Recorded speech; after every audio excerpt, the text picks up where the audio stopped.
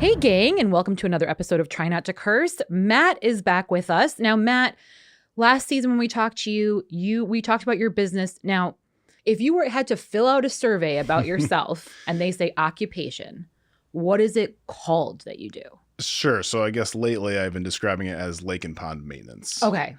Specifically mechanical lake and But pond maintenance. it's not always like bodies of water. You can do other things. Or is it always bodies of water? Water is our Okay. focus. Yeah. Okay. That's kind of our niche. Right now, so gang, we're not going to be talking about this necessarily, but right now you guys have, I think it's 3 water bags at the park. There's There's two. now. No, Okay. there's 2. Yeah. So Just killing the grass. one of the services that we provide is dredging, so Okay. sediment removal from ponds. So what we did for Harrybrook Park was, they've had that pond that was dug out back in like the 60s, and Yeah. since then it's just slowly been filling in with muck. Okay. Right. So what Sure. we do is we specialize in what's called hydraulic dredging. So So you rather than drain it unmuck it. down and dig it out, we use specialized pumping equipment. We pump the muck from the bottom Okay. into those big, they're called geotextile dewatering tubes, which is basically a big bag that will retain the sediment that we pump into it and allow the water to drain out and return to the pond. Oh. So those then sit there once we're done dredging, and that material has to dry for quite a long time, and then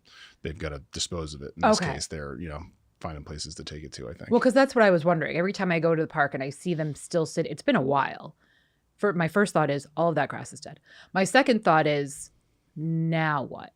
Right. So now they got yeah. to figure out where they're taking that stuff. Okay. Yeah. So it's just like sand and dirt and Exactly. Anything that was fermenting leaves, seaweed, things like that. whatever. Yeah, sure. Okay.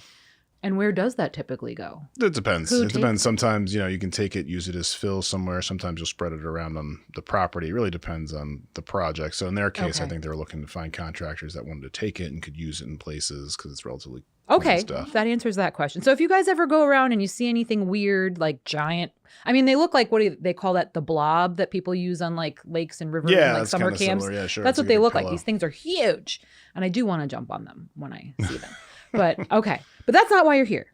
Father of 6, member of the PTO. Are you still the president of the PTO? Sherman? Not on the PTO, I'm on the Board of Okay. Education. Board of So I'm the chair Education, of the Board of yes. Education in Sherman. And Yeah. how are things going in Sherman? Let's get the update there. Things are going pretty well in Sherman. We have spent the last few years working on getting a renovation project put Yes, together to fix finally. the school because it has a lot of Yeah. deficiencies. We last fall had a positive referendum to approve the project. Since then, we went to bid. There were some economic policy changes that had a pretty significant impact on the cost of the project. So when Sure. those bids finally came back, it was over by a certain amount than what we had estimated last fall, of course. So we had to go back to a referendum, which was just this past weekend, to request additional funding from Okay. the town to be able to get Sure. the full amount that we would need to finish the Sure. project. So Makes sense. that was approved this past weekend. So now we're full steam ahead. So we're going to have things like potable water and Right. Hopefully get the roofs that water don't system fixed, the leak and- roofs. I mean, there's plumbing and electrical issues throughout the building. There's all Wild. kinds of Yeah. stuff. So yeah. finally get But that going. and the building is still being used. Building's being used. We spent Okay. the summer doing some work to create a temporary school within the school. So basically section off a part of the school Yeah, where yeah, we're yeah. going to have the school operating out of while part of it is worked on throughout the year. And Okay. then that's going to switch over. Okay. So that's being done rapidly now in preparation for the school year, which Right. is starting a little later in Sherman this year for that work to be accomplished. So they're starting Okay. after Labor Day. Okay. Fun for the give a little kids. extra time. Yeah. And maybe not so the parents. Yeah, I don't know. Okay. But prior to all of this, prior to the 6 kids, prior to, doing your aquatic, again, what are we calling it? Not landscaping. Maintenance, you can call it Maintenance, maintenance. aquatic. Yeah. You spent some time in the military. Mhm. The Army. Army National Guard. What's the okay? See, gang, there's going to be a lot of dumb questions coming from me because I know fuck all about the military aside from like what you wear and all the war movies that I've seen. But so what is the difference between the Army and then the Army National Guard? Sure. So the Army is, the federal Army Yeah. military, right? And then, the states have their own National Guard. So you have an Air National Guard, Army National Guard, and they are responsible to the state as well as the federal government. So the Okay. state controls them, and then the federal government can call them up to use them. Because I was going to As say they you look have full-time. gone overseas. Yes. Okay. Yeah, you deploy as an active duty member of the military during that time. Okay. But let's go all the way back to the Mhm. beginning. When did you make this decision that we were joining them? Was there, like some people have like a certain set of circumstances, people or, certain events trigger this motivation, this interest. What was it about, for you? So after I graduated high school, I investigated the military, actually the Navy a little bit, talked to some recruiters, didn't follow through with it, did college for a little bit and then went into the working world.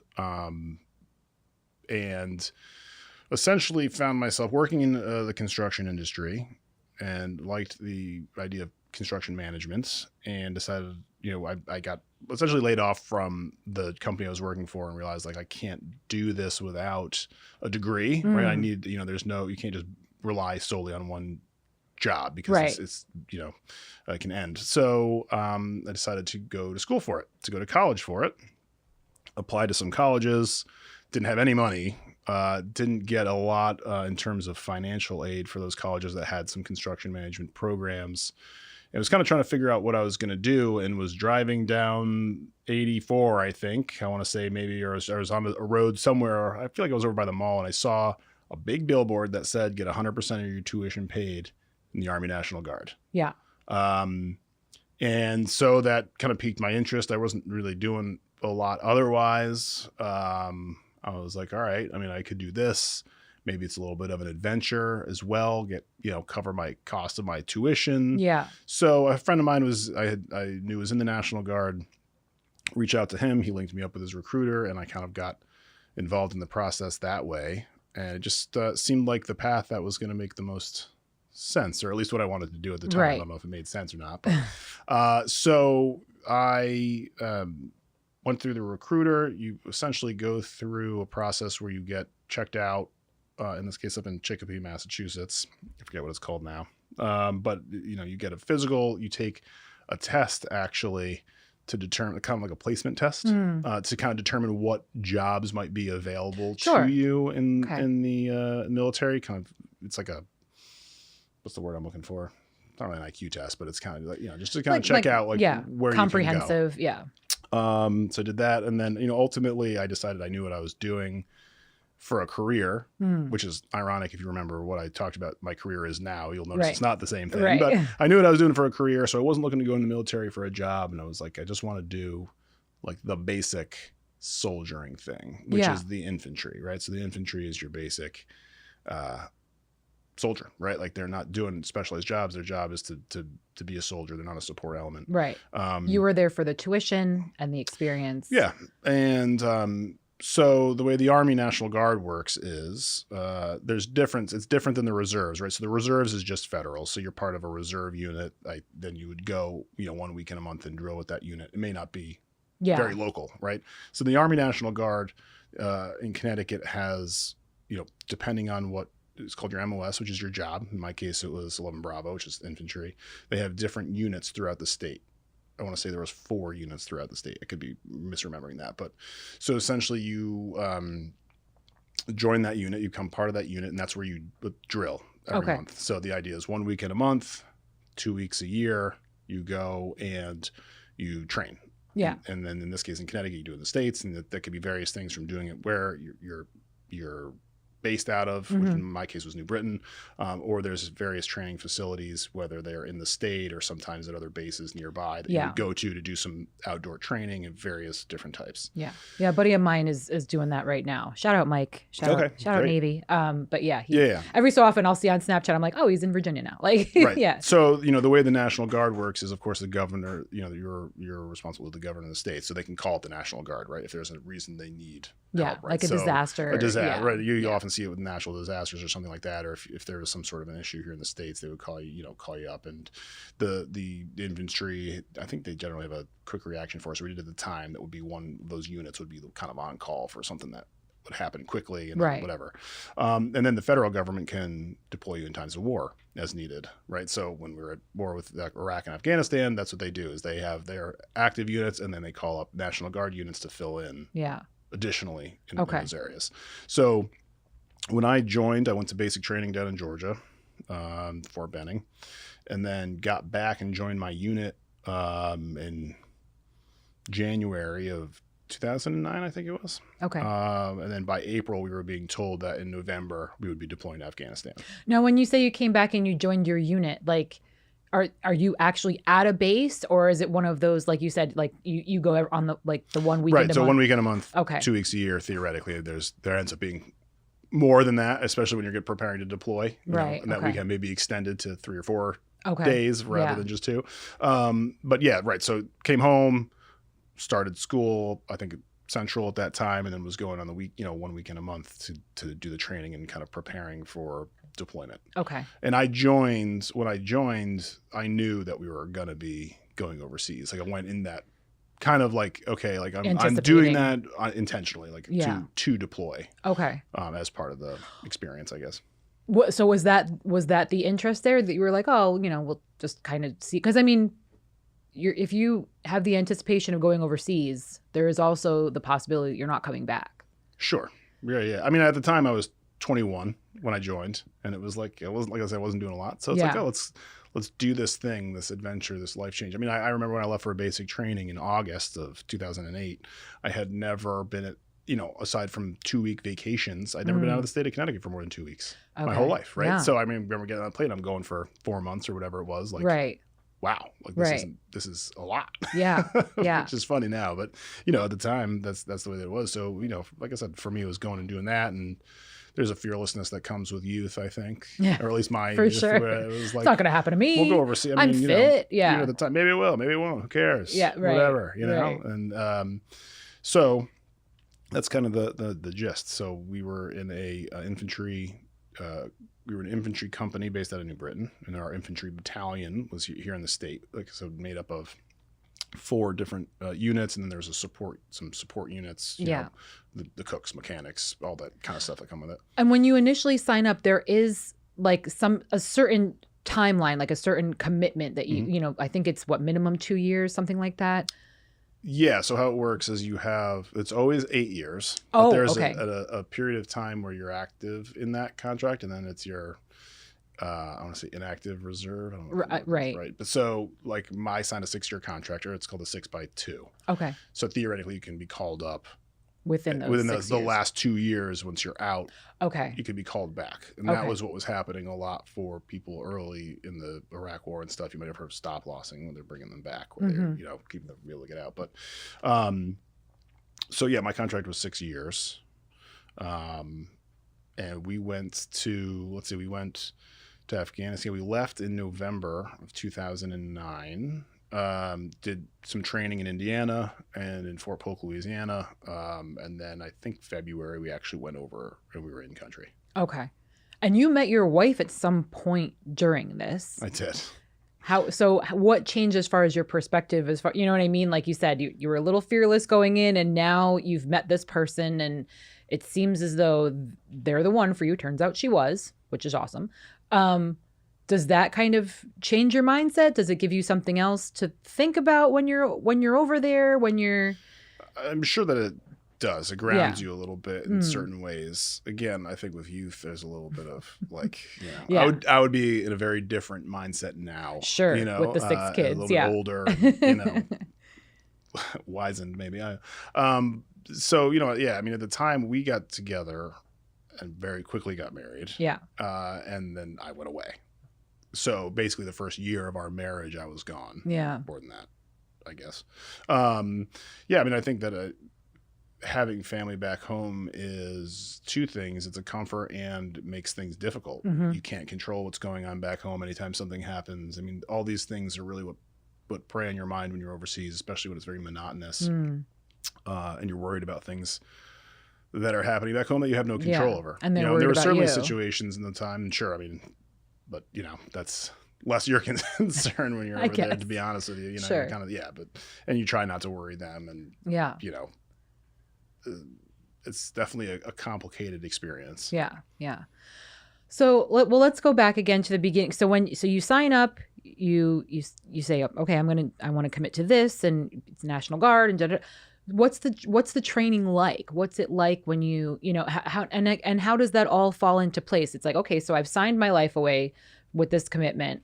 And then what? They just say, okay, show up here in 2 weeks, get on a bus, or how does all of that unfold? I'm reaching back now. It's Okay. 15 years. Yeah. So you gotta get 15 or 16 years. So you sign up. Actually, in the National Guard, the way that works, I signed up in like, I don't know, maybe it was like January, February, but I wasn't going till August. So Right. you actually start in the National Guard doing those 1 weekend a month Okay. trainings. And Yeah. they have specifically for people who have not yet left to go to basic training. There's a specific training that you go to down Sure. in Niantic. And they like have drill sergeants that kind of like work you through some of that stuff on a low level to prepare you to go, you know, Okay. and kind of give you some of the skills. So when you go to basic training, you have some of that stuff. So come August, you go up to, like I said, in my case, Chicopee, Massachusetts, where there is a facility, and I can't remember what it's called right now, but you get a kind of a final physical, make sure you're 100% ready to go. You stay over there, and then the next day they bring you to the airport, give you your orders, put you on a plane to Georgia, Okay. in my case. And then you get off there, you kind of meet up with a whole bunch of other recruits that have flown in from all over the country, and they get you on a bus and drive you out to this base. And you get there, and they take all your I'm trying to remember, they take some of your stuff, a lot of your stuff. You have to stay awake. They kind of come at you. You're not allowed to fall asleep. There's just kind of like, you know, The mind fuckery. a little bit. Yeah. Yeah. You have to process in. So they got to do all the paperwork. You're standing in lines, you're waiting, you're sitting all night long. You know, it's kind of a big push. And then you kind of sit there at the base. And then eventually you get, you know, after a couple of days, get into your training unit that's there, Okay. get into your barracks. You're in a big group of, I want to say 50 people with your 2 drill sergeants. And like in our case, there was a couple of those groups that you would see out there. So you kind of go do training there. And, you know, essentially you are, they have a program that they put you through of different training. I don't know what you call them, modules, I guess. They don't tell you what it is in advance. Sure, They don't right. give you a warning, Right, right? of Every day is a course. surprise, and Yeah. you're marching around with a rucksack full of stuff, and you're going out and either doing, you know, navigation through the woods or obstacle courses, learning how to shoot, right? Fire rifles. Trying to remember, God, it's been so long. Maintain all your equipment. You maintain it, yeah. Yeah. Cleaning firearms, physical fitness. You know, every day you wake up, first thing you do is you go on a run or you do some physical fitness stuff in the dark in the morning. And you know, the way that it works is you have in the Army at the time, I don't know if it's different now or not, but we had 9 weeks, I think it was, of basic training, which is essentially, you know, that kind of stuff you see it in the movies or whatever, you know, getting yelled at by the drill sergeants. Yeah. And then generally in the Army, you then go on to your advanced training. So depending on what your job is, right? So like if you're a computer tech, you go and do some computer training, or, you know, a cook, you kind of probably go on to do some food training, whatever that is. But in the infantry, it's basically you just stay for another 5 weeks, I think it was, Okay. and do more of that same kind of more advanced military training. But Okay. it's kind of the same thing. It's kind of just an extension of it, because all you're really doing is focused on the soldiering skills that you need to have. And it's an interesting experience because you're being trained how to effectively kill people. Right. That's the goal. Right. Especially that's what that job is, right? Yeah. You're sitting in a classroom talking about the most effective ways to do that. And I remember sitting there in a classroom like, man, if people back home could see that they, you know, you get kind of integrated into it and it makes sense. But, you know, if I plucked you out and put you into that classroom, you'd be like, what are you talking about? You know, because that's just the nature of what you're doing there. Yeah. So again, you already kind of anticipated you were going to be going overseas. You were going to end up active duty. When that call came, where was your head at the time? Were you prepared for that? Were you like, oh, there it is. That's what I was waiting on, or was it? Yeah, one of more or those, less. like, I mean, there yeah. was some scuttlebutt beforehand. There was a lot of the talk and the Yeah. rumor amongst the unit. You kind of knew it was coming, and the higher up guys knew it was coming, and it leaks out, you know. So then one day you go in there to the drill, they stand you all in formation, and the captain gets out front and reads you the official orders. And you're like, that's it, all right? Yeah. We're going now. We know when we're going. Yeah, we knew it yeah. was kind of coming. We didn't It's know go when or time. what or Yeah. where. And then you start to get that stuff, and then it's, you know, kind of more focused training on where you're going. Now you know you're going to Afghanistan. Kind of I'm trying to remember if we knew like the region we were going to, but you have, you know, at the time you had Afghanistan or Iraq, but we were pretty much an Afghanistan focused unit from my understanding. Okay. I think like that's where they had gone before and stuff. So I think that they probably kind of keep those units going in the same Yeah. countries at the very least in this case. Okay. But yeah, I mean, then it's just preparing for that stuff. There's a lot of paperwork. There's medical stuff. There's getting life insurance in place. There's Wow. getting new gear that the Army is issuing now because you're going out into the field. You know, you're not using kind of the old stuff. They're Right. sending you out, you know, for real as an active duty soldier. So they're Right. giving you all that kind of equipment. And really just trying to kind of dial in the processes. It's less weekend warrior stuff now. It's for real. So you got to prepare. Yeah. Because once you get out there, That's it. it's it. Yeah. What kind of like personal items are you allowed to bring? Like I'm thinking like break it down in like survivor terms, like because you know what are you allowed? Because again, you only have so much space in your rucksack and your bag, and you know they want you to travel light, but I would imagine there are certain things that they allow just you know for creature comforts or just. Yeah, I don't remember honestly if there was limits to that, right? You Yeah. have kind of like a foot locker that you bring with you, and then a couple duffel bags. I mean, you have all your gear you have to bring, which takes up all the duffel bags. So pretty much Right. you have a foot locker. I mean, I remember I brought a little laptop, DVD player, some books and stuff. You don't bring a whole lot. You can acquire more stuff once you get there. Sure. You know? Yeah.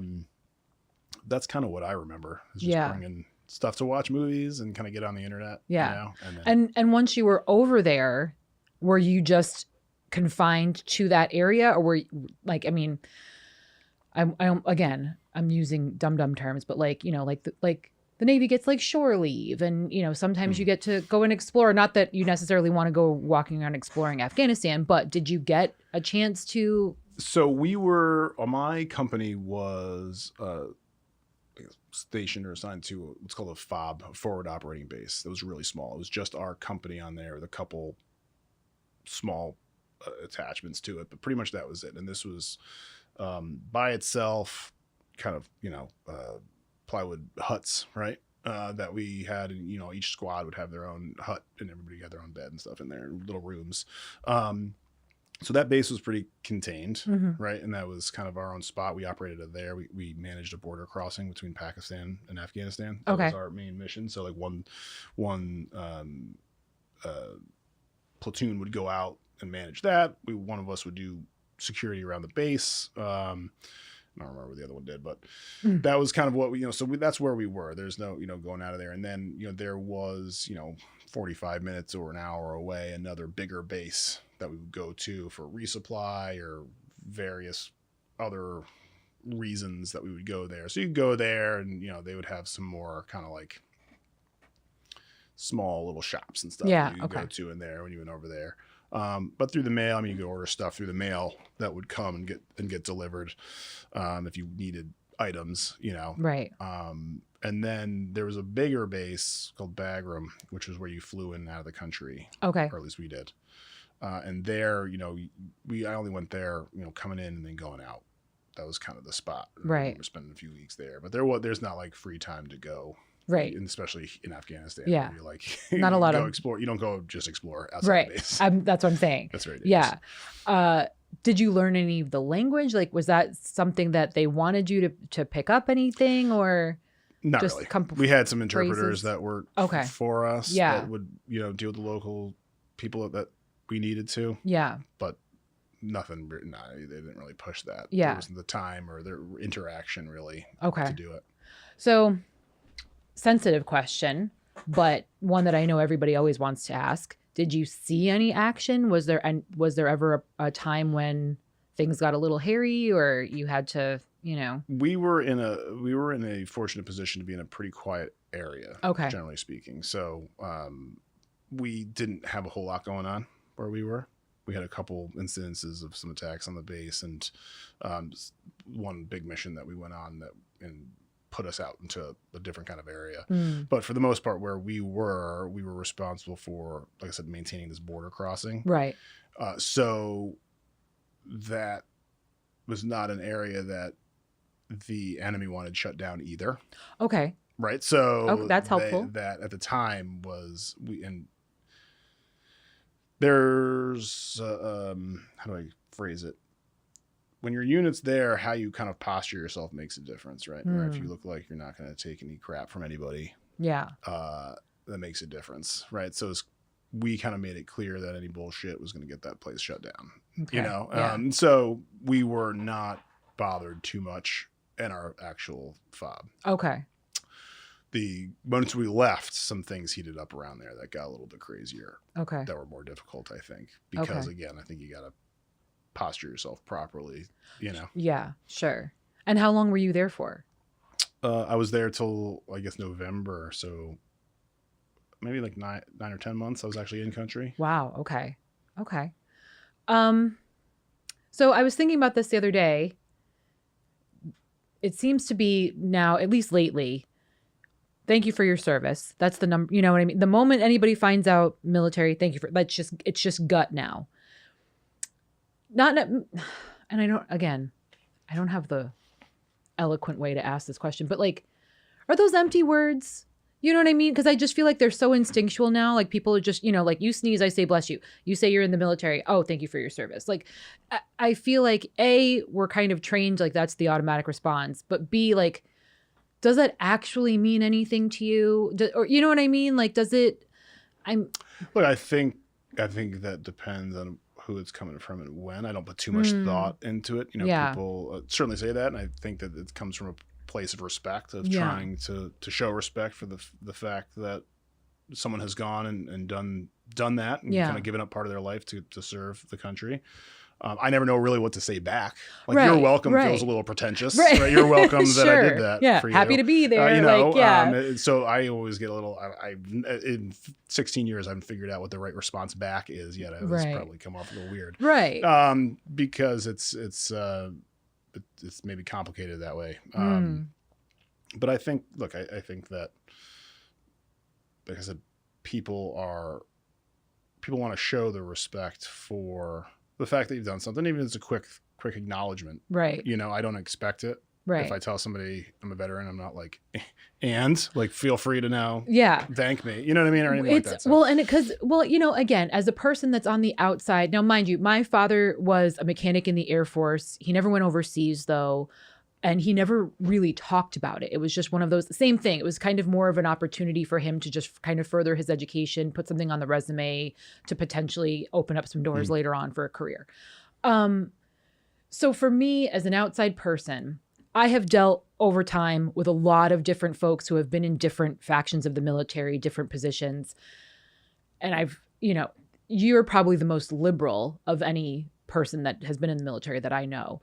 And it's really hard for someone like me who doesn't know what you guys have gone through, never gone overseas in that capacity, certainly never been in a situation where I put my life on the line. And then I run into somebody who has kind of a chip on their shoulder about their service. Now, I worked with someone who never went overseas, never saw any action, but thought he was hot shit because he has this military record. It's like, bro, you were like you said, I think he was in the Carolinas for like 2 years. And that, you know, but still, you know, had the same haircut forever and, you know, wore his fatigues around and, you know, really made it like a part of his personality. And it was really frustrating for somebody like me looking at this guy like, oh, we're just playing soldier. That's what you know what I mean? Like, it was like, it's hard for me to say thank you for your service when I feel like you haven't done a whole lot, but yet you're throwing it in everybody's face. So it's a weird kind of, and I feel like an asshole saying that and feeling that way. But I also think too, you know, when you talk about any job, any position, there's going to be a handful of dickheads. Not everybody's going to take it and treat it the same. I think you're right about that. I mean, the everyone's experience with and relationship to their service is very different. Well, and right? And that's some, you know, and I find, you know, I am a veteran. I know a lot of veterans of different types. Some people grow up their whole life and that's their dream is to be in the military. And that has an impact, I think, on you and how you view it. Some people get in there for a short time, in and out.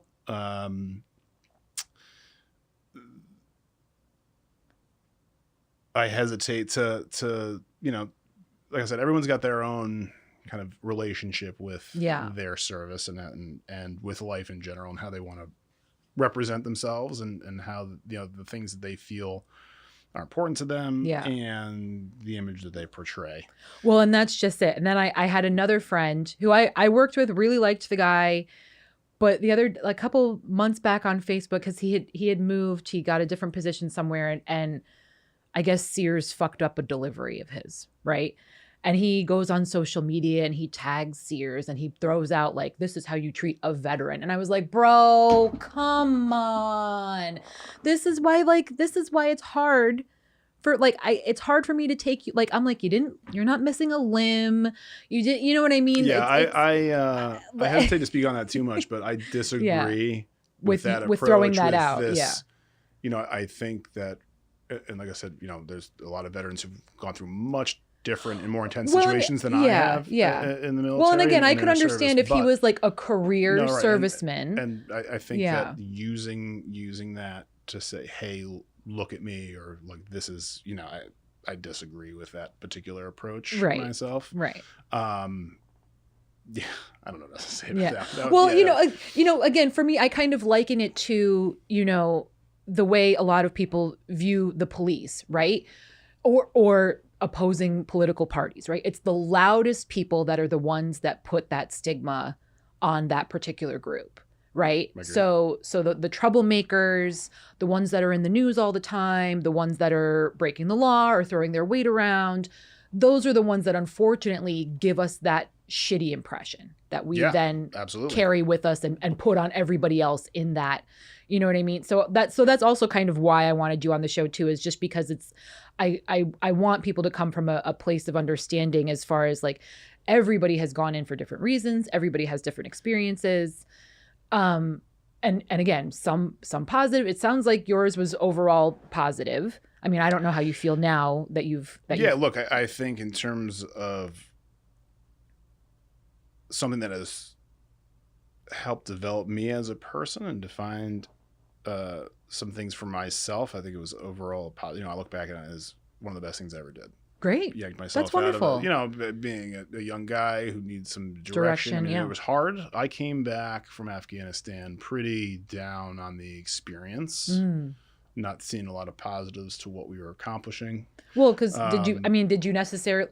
I think that's a big part of it as well. Is you go there with good intention, right? You're there to help these people or help get things back on track, or whatever reason, it's depending on what country we're in. And when you go there, and I mean, again, like you said, you didn't see a ton of action. Yes, things were going on, and yes, like you said, the posturing was very important to establish, we're not fucking around. But I would imagine it would kind of gotten a little monotonous. You said 9 to 10 months of doing the same thing, not really going out anywhere, not exploring, because it's not an area that you can explore. It would be very fun to explore. And then you come back and you think, and what did I accomplish? What did we do? What have we changed? What has... Yeah, that's certainly, I think everybody goes through some of those emotions and feelings, and certainly after the withdrawal from Afghanistan, you kind of feel the same way, like what even did we accomplish? So we just spent a shit ton of money to do that's nothing. The biggest thing too, is you see a lot of money getting poured in over there. You see a lot of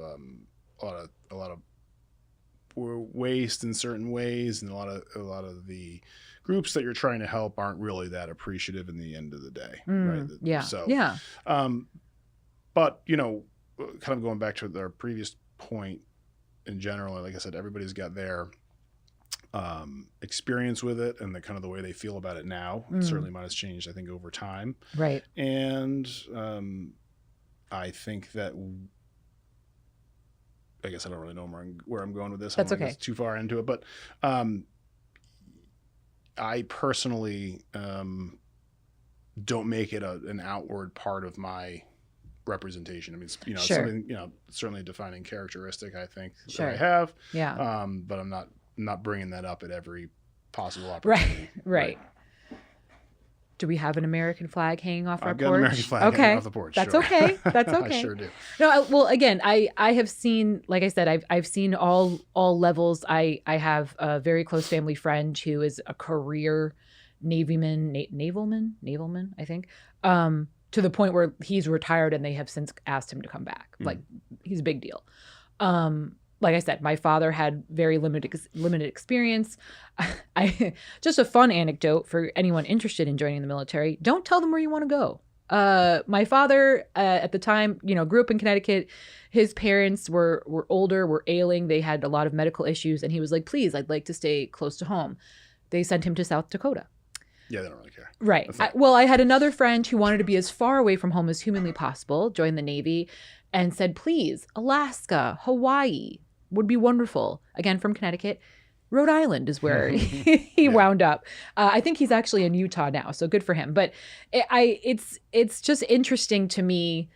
I again, the motivation that people have for joining, and again, as I said, knowing kind of what your political beliefs are, how you're again fairly liberal, and to think that you willingly joined, like you said, essentially to learn to kill people in unique and interesting ways, given any circumstance.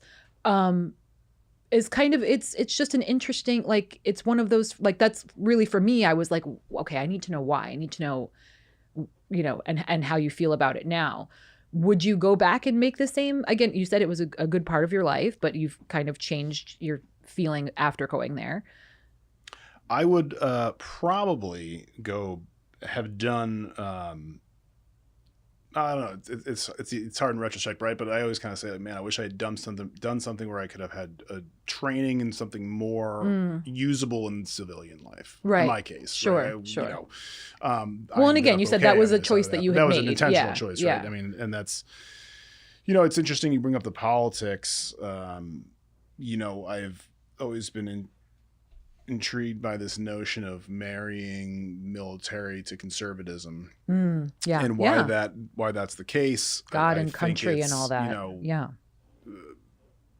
There's a lot of lip service that goes from politicians towards people in the military, and if you think that they really care that much, and on either side, right, you're probably they don't. Yeah. Nobody's really looking out for you in that aspect very much.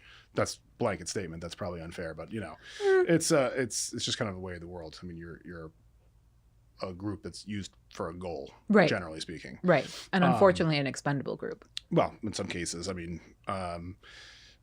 but I mean, in terms of liberalism, I guess I'm probably a little more moderate than some, but I don't think that I have seen any reason that in my service or experience that would contradict that. That's why it's always a little confusing to me that seems to be such an indicator. I mean, obviously the gun debate, most veterans love guns, right? Or you've had a lot of experience with them. Yeah. And, that conversation muddies the water a lot. And I think it's a poor conversation to even have. But I mean, aside from that, I couldn't tell you why that ends up being the case. I mean, it's weird for people like myself as well. 'Cause again, super liberal, proud Democrat, will be a Democrat until I die, but I love guns.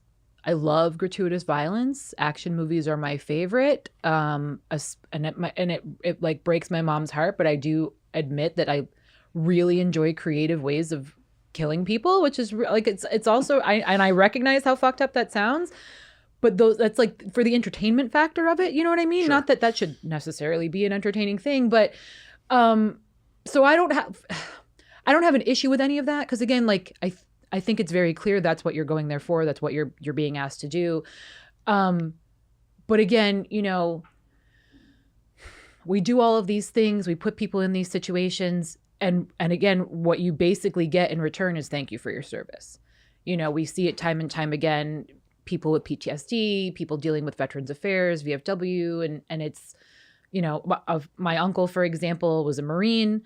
And he, does a lot of stuff with the VA, with the VFW, but it's still one of those, like, they kind of jerk him around on certain points, and it just seems like we're asking a hell of a lot of people that we're not willing to give anything back to aside from these empty words. Yeah, I mean, there is help. There's a lot of programs, both government programs and a lot of private organizations that help the veterans in a lot of ways. But I think there's always more that needs to be done. Yeah, always and a more lot that of could red be tape. done. And certainly when it comes to, like the VA and things like that, I think that is weirdly a, underutilized, underfunded part of the government that everyone likes to use as their bragging point that really could be given a lot more support. certainly, right? yeah. I haven't gone through a lot of that system myself, but I know people who have, and like I said, I mean, there's always more that could be done. Did you have any type of PTSD or short-term, long-term?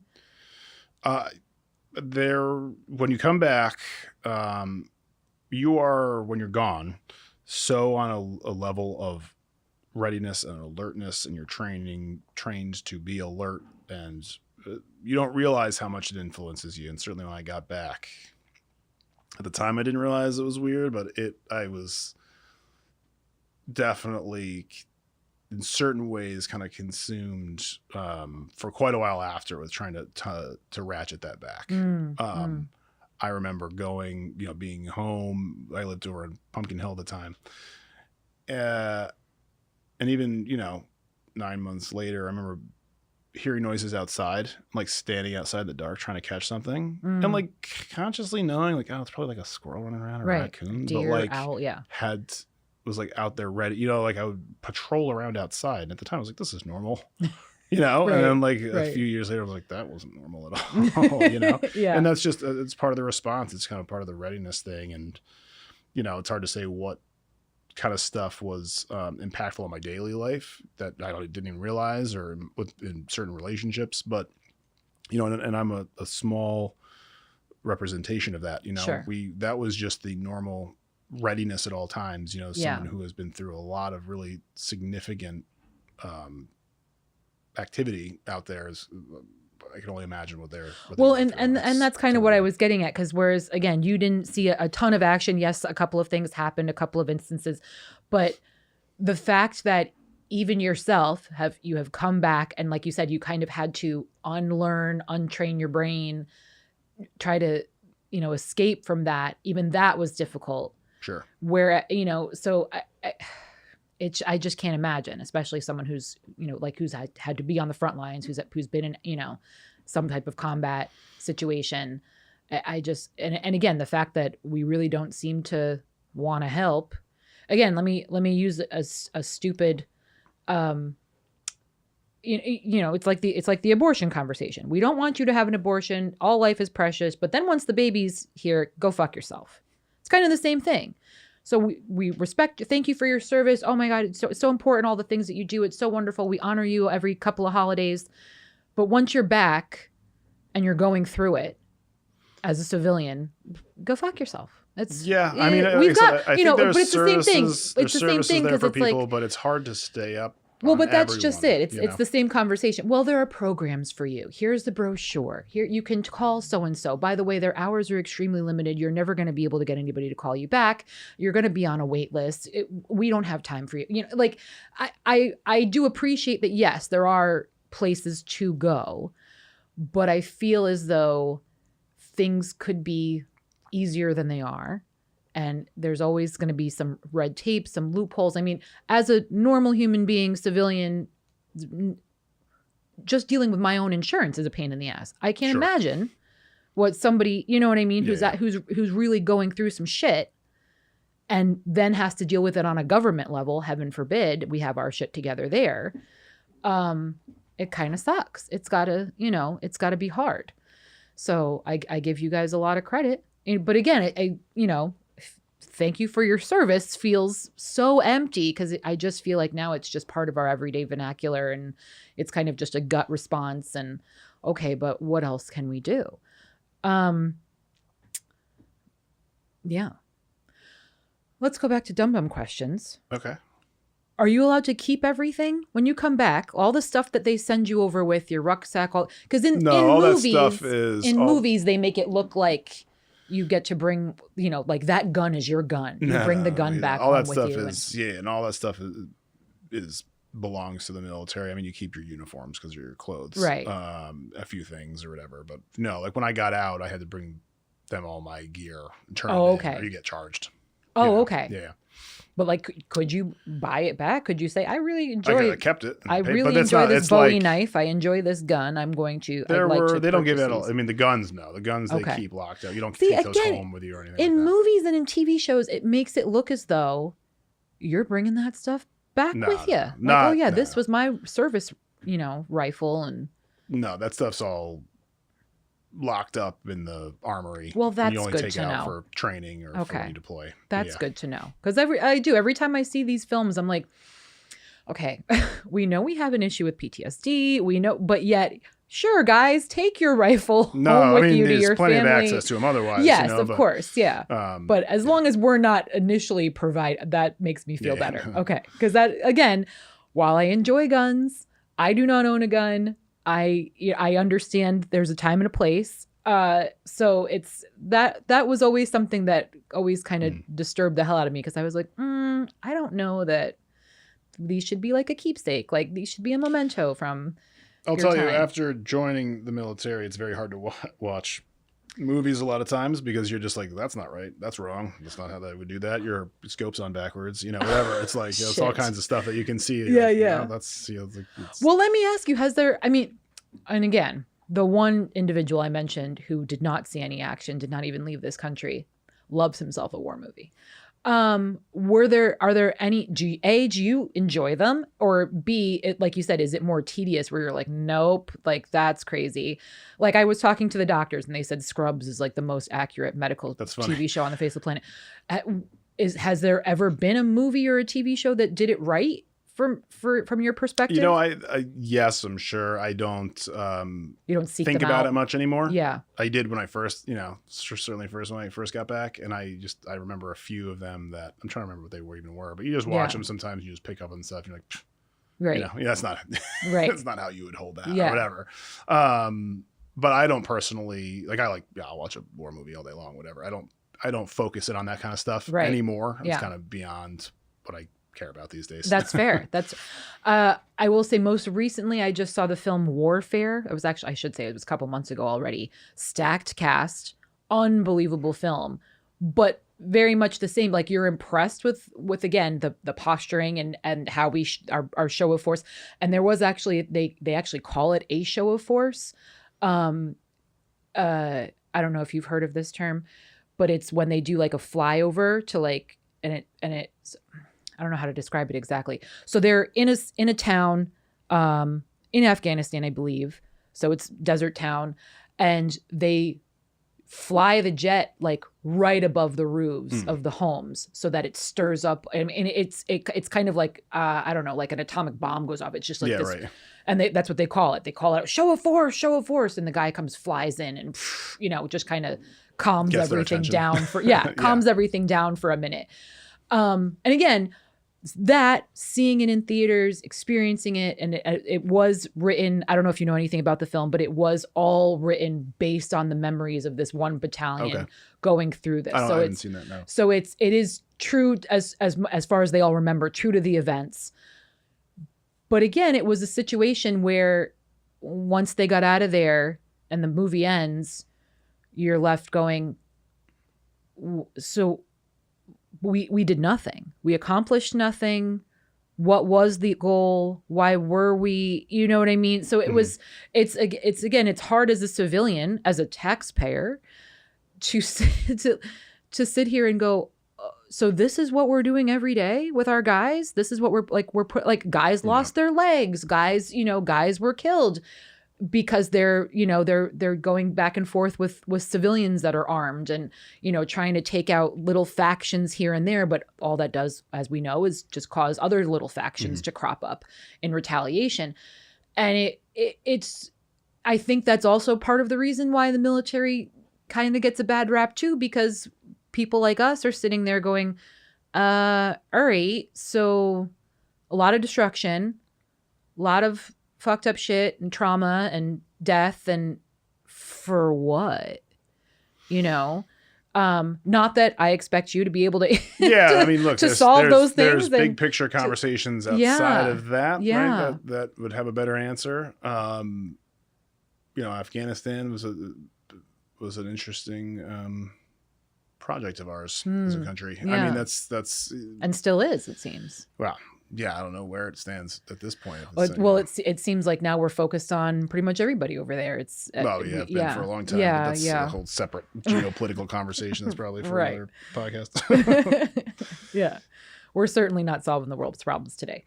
So it's like I said, it's all I get is what I see depicted on movies and TV shows, and then the little snippets, like I said, the couple encounters I have with the various veterans. But I again, that's why I wanted you here, just to kind of.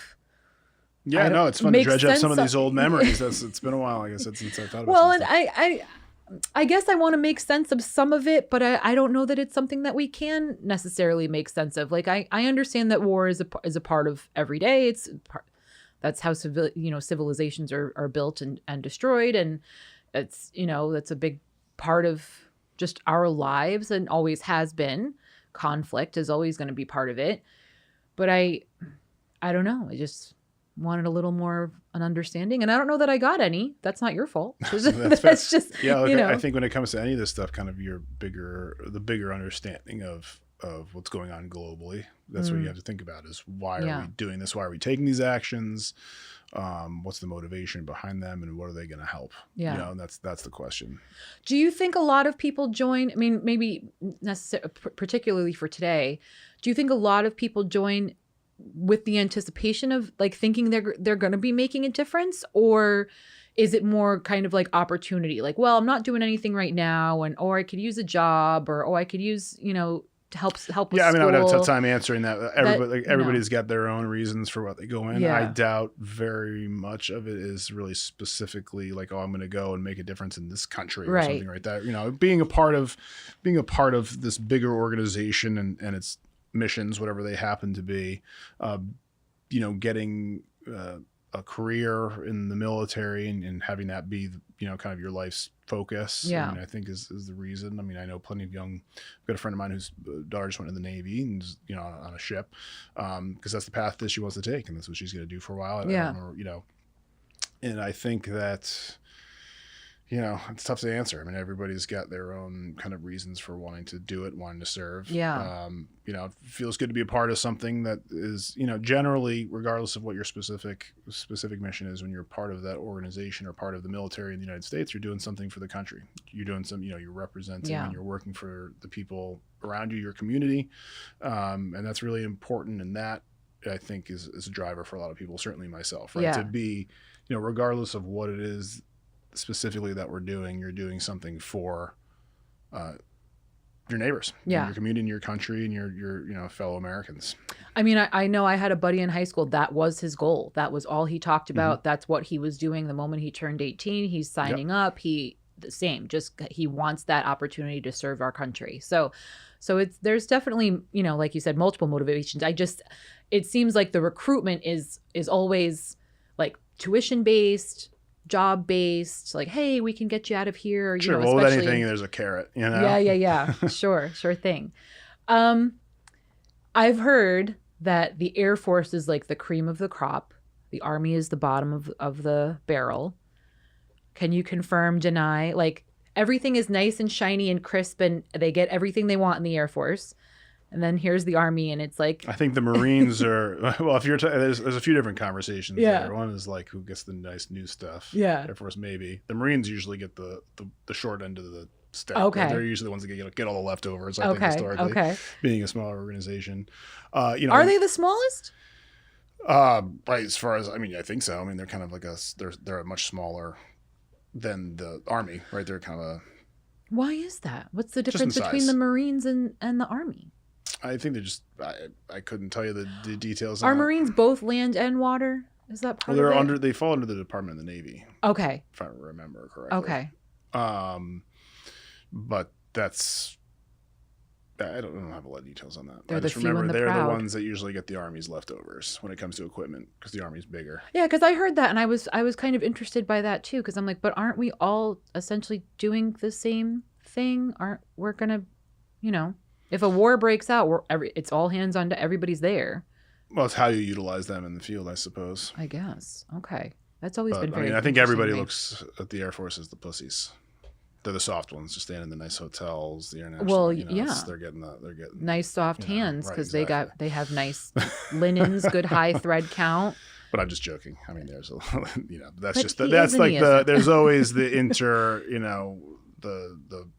the Infighting. rivalry, right? Yeah. The rivalries, Yeah, right? the healthy rivalry, right? Yeah. How do we feel about Space Force? It seems like a thing that happened. I don't know. It's kind of a heard weird. a whole lot about it lately. Yeah. I don't know what they're doing, so I don't have a whole lot of details on that. Yeah. Do we think it's necessary? Do we think it's? As not an expert, it seems. I feel like that would be more of like a UN thing. Like that should be more of like a whole world thing, not like, hey, the US is responsible for protecting space. Well, I think that the US should always protect itself and utilize space to do that. Sure. Yeah. I think it was really something that operated under the Air Force, those kind of missions, why we have to have a separate group just for that. I don't know enough about the details of how that's operating or what kind of work they're doing. Yeah. So I can't speak to that. I would imagine they're going to become the new pussies. They're going to get all the... I guess we're going to have to see. Yeah. I don't know. Maybe they're going to be the biggest badasses. They're going to be like the Space Marines, I don't know. That's a great movie. That's a great movie idea. Let's get into the weeds in the last 5 minutes we have on the show here. Because again, moderate, liberal, served time in the military.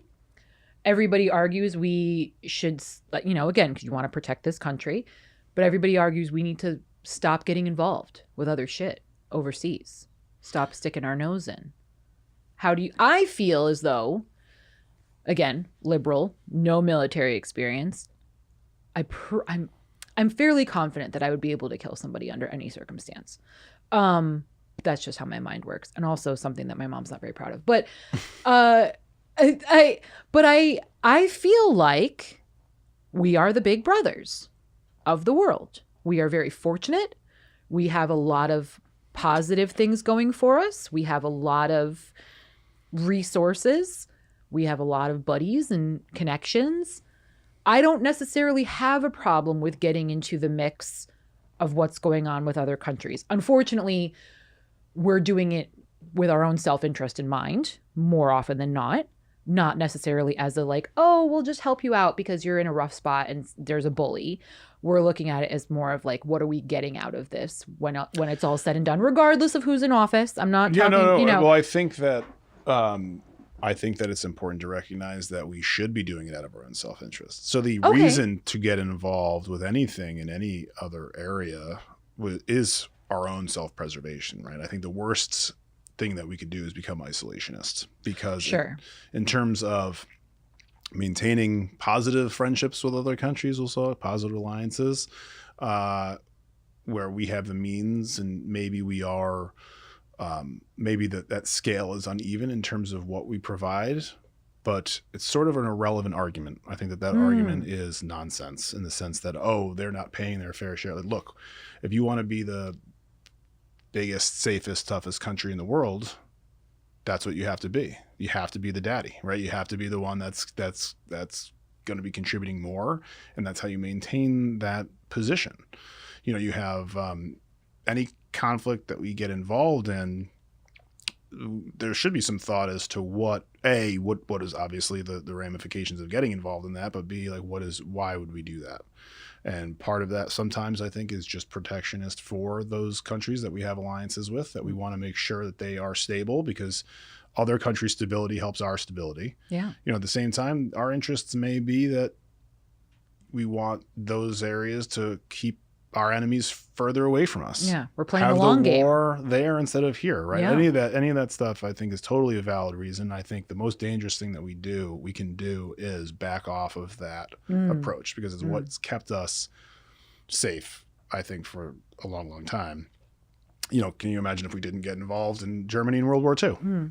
Well, Right, like that's you know, that's absolutely critical. We poured tons of money into Europe, Yeah. and it helped make us one of the strongest countries in the world. Well, So that's part of again, the way it's that it works. like you said, it's a lot of posturing. It's we have to constantly show that we are the big bad, that Well, we will. right, and that's my yeah. biggest concern about the recent policy changes is Yeah. losing our stance and Mm-hmm. our status with European nations Mm-hmm. by backing off and having them not feel that they can rely on us. Right. We want them to rely on us. Right. This is how you Right. maintain some power and control and influence. And Yeah. if they don't have that, then it's setting us backwards from our ability to be, you know, powerful throughout the world. There's benefits to being the country that's the most powerful country in the world. Right? Yeah. That's just the way that it works. Yeah, absolutely. Well, listen, again, we're not solving the world's problems. Maybe we are. You know what? Wouldn't that be something? Maybe we are. You don't know that we're not. I'm going to need a few more listeners, I think. I think, but, you know. but Matt, I appreciate you being here and having this pleasure. conversation. I know it can be a heavy conversation to have, but I thank you for your honesty and your candor. And gang, you know, we're going to continue to have these dumb questions because I like learning things. I like answering dumb questions. Well, so thanks for having me on here. There's a lot more where that came from. So, gang, this was Try Not to Curse. Hope you learned something today. Go out there and change the world. That's it. You know? Thanks for joining us. We'll catch you next time.